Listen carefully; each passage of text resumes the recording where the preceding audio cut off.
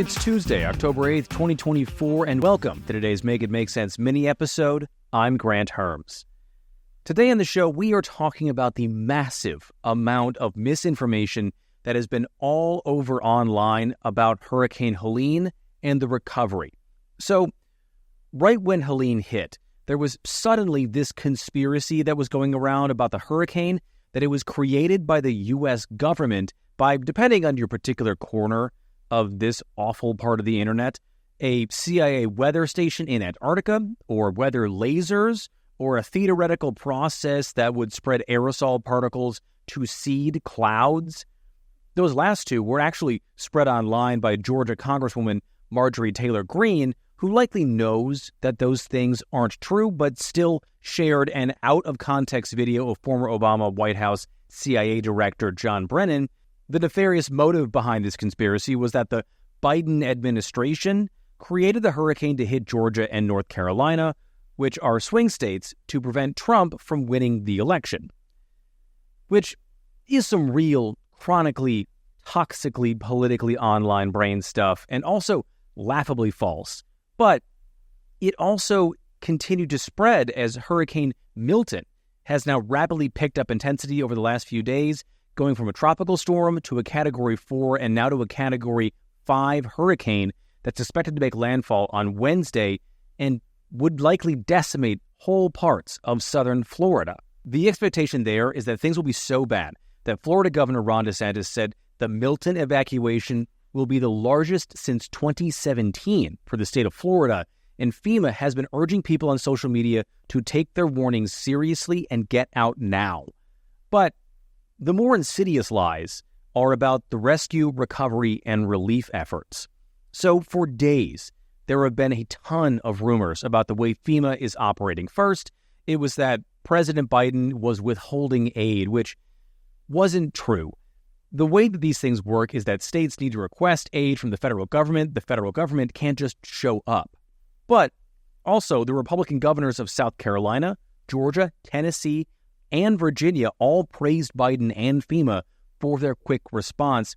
Here's what they all said in that order. With FEMA, we got a call, I think I told you before, Deanie Criswell had called several days ago. President Biden called late yesterday afternoon, and we have embedded with us Brett Howard with FEMA.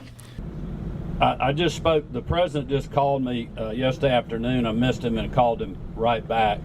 And he just said, hey, what do you need? See this rush of local officials, TEMA, FEMA, from the federal to the state to the local. I'm incredibly appreciative of the rapid response and the cooperation from the federal team at FEMA. In fact, the only governor who shunned the president and vice president here was Florida Governor Ron DeSantis, who refused their calls, refused to tour damage with Biden when he came to Florida, and in the wake of Hurricane Milton's upgrading to a Cat 5, is now refusing to take calls from Kamala Harris. The governor of North Carolina, who was a Democrat, Roy Cooper, also said the Biden administration was on the ground almost immediately. I briefed President Biden and Vice President Harris each on 2 occasions, and they have committed every resource available to this recovery. I appreciate the President's quick approval of our major disaster declaration this weekend and his direction that FEMA Administrator Deanne Criswell will continue to be here on the ground. She's here with us today. And now more than 57,000 North Carolinians have already applied for FEMA individual assistance, and they are already beginning to receive funds. To apply? So FEMA's on the ground, but that didn't stop Elon Musk from sending out a tweet that falsely said the FAA had closed the airspace over North Carolina and was blocking private helicopters with supplies from delivering them. That post was seen by almost 29 million people, and it caused the Secretary of Transportation, Pete Buttigieg, to get involved both on X, Elon Musk's platform, and then personally by calling Musk to sort it out. Musk also could have just looked this up on the FAA website and seen that the airspace over North Carolina at that point in time was not closed, but instead chose to post this thing. Also, speaking of Musk, his Starlink satellites have also caused some controversy because, like I said in Sunday's episode, He claimed that he sent the satellite system to North Carolina only after Donald Trump called him. Now, the White House and FEMA both said that they had already been in contact with Musk about his satellites, which are currently being used in the recovery effort. And one more thing about Sunday's episode, I said that Musk hadn't personally donated to Trump's campaign. Now, he might not have donated outright, but he is now in charge of a political organization called America PAC that is apparently running Trump's state-level campaigning efforts, so that's basically a donation. Anyway, with FEMA on the ground in the hardest-hit places, there have been more rumors and lies that FEMA is condemning and seizing property from people who apply for assistance. Now, FEMA is not and cannot take property, and that's straight from the FEMA's webpage that lists all of these rumors because they had to set up an entire page for this because these lies have been hindering their rescue and recovery work. Also, FEMA has been doing this work in disaster after disaster for decades, and the idea that they would have been seizing homes and land this whole time and no one knew or said anything is insane. Now, that goes along with the lie that the Biden administration isn't helping this specific village of Chimney Rock, North Carolina, because it's sitting on a lithium deposit. The mayor of that town was forced to tell NPR, quote, anything that you see, that you hear that sounds like that is not true. It is a little disturbing, and it's just upsetting. People want to believe the horrible stuff, but they don't want to believe the true stuff. There's also this rumor that FEMA is turning away volunteers and supplies being delivered by people who just show up to help or who describe themselves as having self-deployed.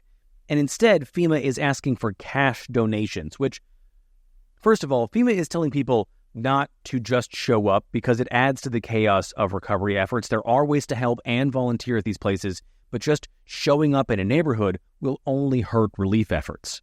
Second of all, FEMA does not ask for donations. But you know who does? Scammers and grifters online looking to take advantage of tragedy and people who believe in conspiracies, like this guy, who joined in on the rumors, specifically the one about seizing property, and then joined the people online who have begun to talk about forming militias to fight off FEMA aid workers, which will no doubt prevent FEMA from reaching some of these places where their help is desperately needed. But, this guy put up a link to a Venmo account with the handle Trev the Pirate, because, pirates, famously known for their charity. Also, speaking of money, there's the lie that the Biden-Harris administration is only giving out $750 to hurricane victims. This has been one of the most common because Harris talked about it as a win for FEMA, but the original belief there isn't true. The $750 was immediate money, and is immediate money that is being given out to people while their assistance applications are being processed, so they can buy things like dry or clean clothes, baby formula, and diapers, and make sure that they can buy life-saving medication.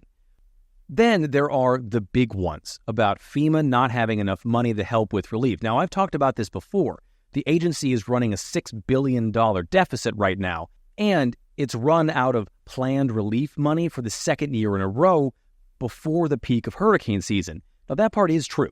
But what isn't true is that FEMA doesn't have money to give out right now. They're just robbing Peter to pay Paul at the moment by taking money out of whatever budget they'll get when Congress comes back into session, but I'll have more on that in just a minute. But what goes along with this lie is that FEMA is out of money because it was diverted to house undocumented immigrants, which simply isn't true. The Department of Homeland Security said it was completely false, and that the FEMA Disaster Fund has nothing to do with the FEMA Shelter and Service Program, which does help fund migrants who come to the U.S. with only the shirts on their backs.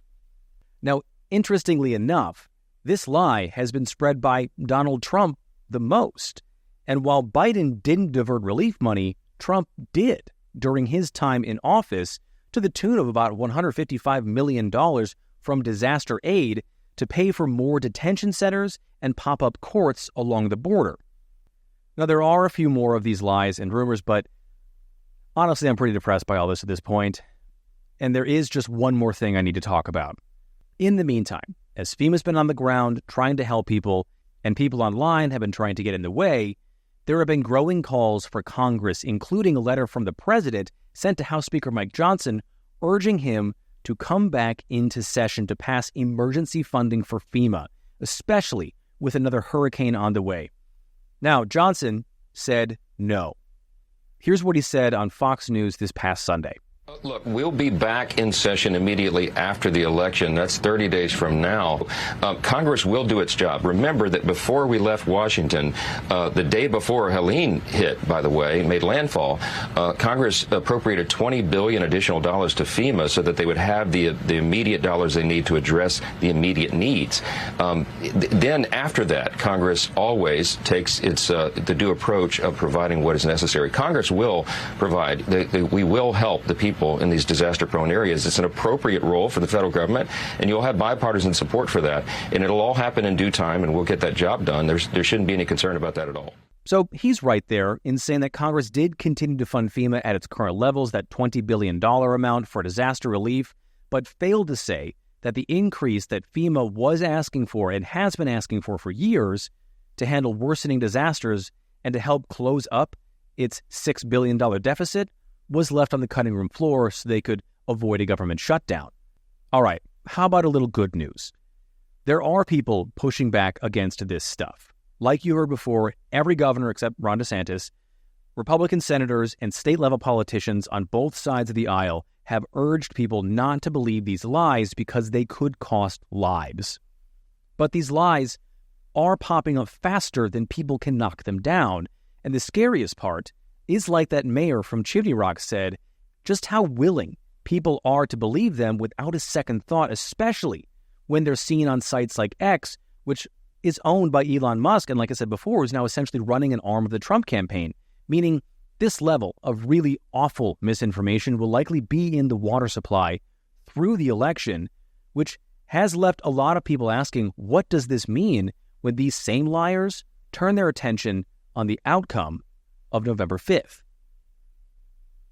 Okay, I know this one was a pretty big bummer today, and I'm sorry I don't have better answers or better news. But if you do want to help, I will have links again to the places that you can donate to. They're trustworthy groups on the ground in these states. That will be in the show notes of this episode. And that is it for today's MIMS Mini. Please rate and review the podcast on whatever you listen to it on. Like and subscribe and hit the bell for notifications on YouTube. And subscribe to the Make It Make Sense Substack, where I've got a brand new article up about Kamala Harris's 60 Minutes interview last night. And as always, share the show on social media. It's MIMS News Pod. That's MIMS News Pod, all one word on every platform. I am at Grant Herms on X and at Grant Herms TV on everything else. Thank you so much for listening today. I'm Grant Herms, and I'll talk to you tomorrow.